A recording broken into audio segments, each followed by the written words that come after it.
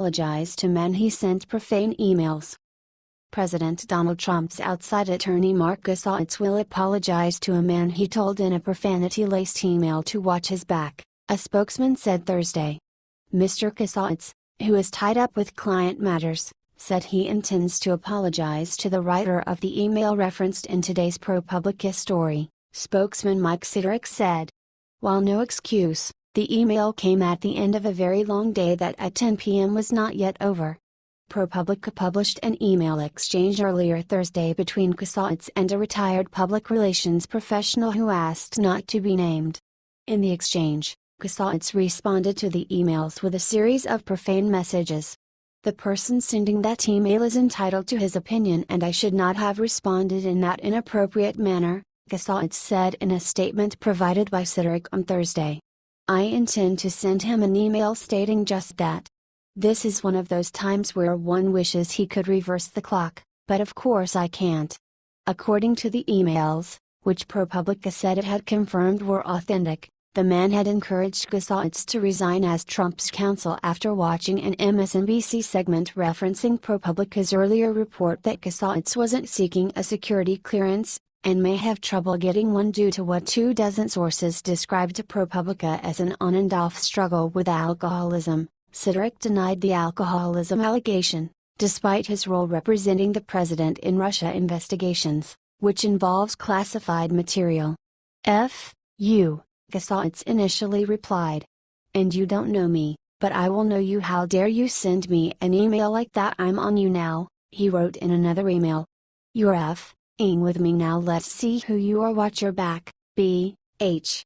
The man thanked Gosatz for his kind reply and said he may be in touch as appropriate. Gosatz replied in part by calling the man a piece of SHT and insisting, "I already know where you live," while pressing the man to call him. "You might as well call me. You will see me," Gosatz said. "I promise. Bro." The man told ProPublica he forwarded the email chain to the FBI to provide a written record in case Gosatz made good on his threat.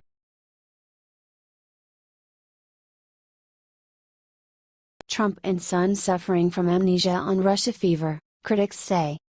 There was no Russian fever in June 2016, Donald Trump Jr. says now, as he tries to justify his meeting with the Kremlin-connected lawyers who promised dirt on Democratic nominee Hillary Clinton.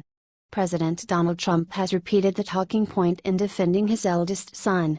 "And you have to understand, when that took place, this was before Russia fever," Trump told Reuters in an interview Wednesday. "There was no Russia fever back then, that was at the beginning of the campaign, more or less. There was no Russia fever." Just the day before Trump Jr. received the email promising dirt, however, Clinton had devoted significant time in a major foreign policy speech to slamming Trump's warmth toward the Russian regime.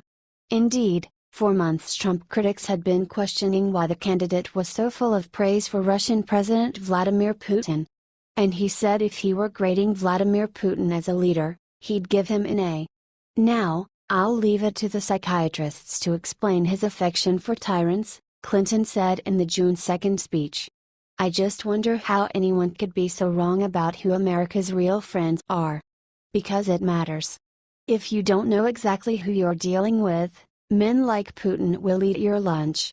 And for months, questions had already been swirling around Trump's campaign chairman at the time, Paul Manafort, who had significant ties to pro-Russian politicians in Ukraine. As early as February 2016, Trump had noted in a speech that Putin called me a genius, a compliment he would repeat again and again throughout the campaign. While it wasn't revealed until mid-June by the Democratic National Committee that Russia was behind the hack of its servers, the idea that Russia was off the radar when Trump Jr. took the meeting struck many as strange, especially Trump's critics. "I'm not sure how it's a defense, even if you accept the premise that the attention on Russia was not as pointed as it became," said Brian Fallon, Clinton's former campaign press secretary. The criticisms still apply in terms of he was presented with an invitation to a meeting with someone who was described as a Russian government lawyer. But even with that, Fallon said, "I don't agree with the premise." There was already a lot of skepticism about Donald Trump's repeated expressions of favorable sentiments toward Putin and Russia. The question of whether or not Russia was on center stage struck many as irrelevant. The notion that it wasn't at the national level yet strikes me as untrue, but I don't see the connection between that claim and trying to find some sort of exculpatory rationale for taking this meeting, said Ned Price, a former CIA officer and National Security Council spokesman in the Obama administration. It's really irrelevant.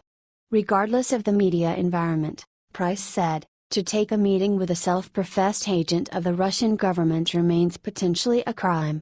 Longtime Russia watchers also said there was plenty of scrutiny around the Kremlin and its intentions toward Trump around the time of the controversial meeting.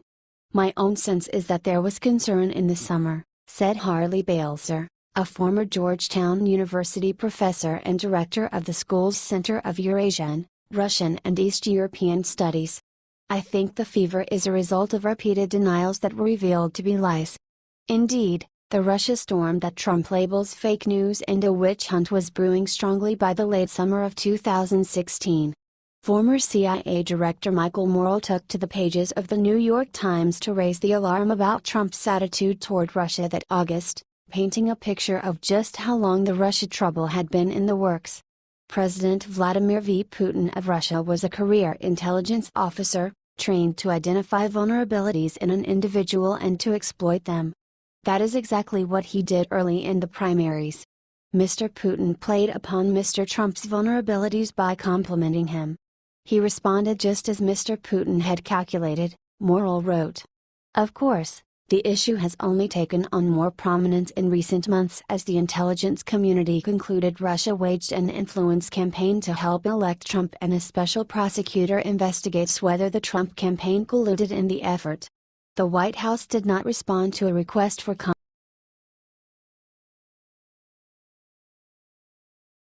Trump misstates details to paint pipelines as tool to fight Russia.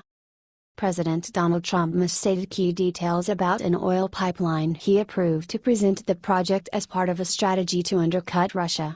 Dakota Access takes it to the Pacific, Trump told reporters on Air Force One on Wednesday night, according to excerpts released by the White House of what was originally an off-the-record conversation. Who do they compete with? Russia. It was not immediately clear what Trump meant, but the Dakota Access Pipeline does not go anywhere near the Pacific coast. It starts in the Bakken oil field in North Dakota and runs east to Patoka, Illinois, where it links up with an existing pipeline network. The White House did not respond to a request for comment. Trump also touted the Keystone XL pipeline, saying he revived it on day one. That's not quite right, either. Trump signed memos expediting Dublin KXL 4 days after being sworn in, and it was 2 more months before the State Department formally approved Keystone's permit. TransCanada is awaiting approval from state regulators in Nebraska before it can begin construction on the project. But that goes to the Gulf, right? Competes with Russia, Trump said of the KXL pipeline. Trump also said Keystone XL and DOPL would create a combined 48,000 jobs without addressing the temporary nature of most of that work. DOPL operator Energy Transfer Partners said up to 12,000 jobs would be supported while the pipeline was under construction, but that work has already been completed. Just 40 permanent jobs are expected to remain, according to estimates from the Brookings Institution. The State Department estimated Keystone XL would support around 42,000 direct and indirect jobs during its assumed 2 years of construction and a total of 50 permanent jobs after that. The president also stressed his support for increased oil and gas drilling, although there, too, he overstated the case. We've got underneath us more oil than anybody, and nobody knew it until 5 years ago, Trump said, inflating the relative size of U.S. reserves and reducing the amount of time companies have been able to access it. And I want to use it. And I don't want that taken away by the Paris Accord. In 2016, the IA ranked the U.S. 11th in proven crude oil reserves, behind Venezuela, Saudi Arabia, Canada and others.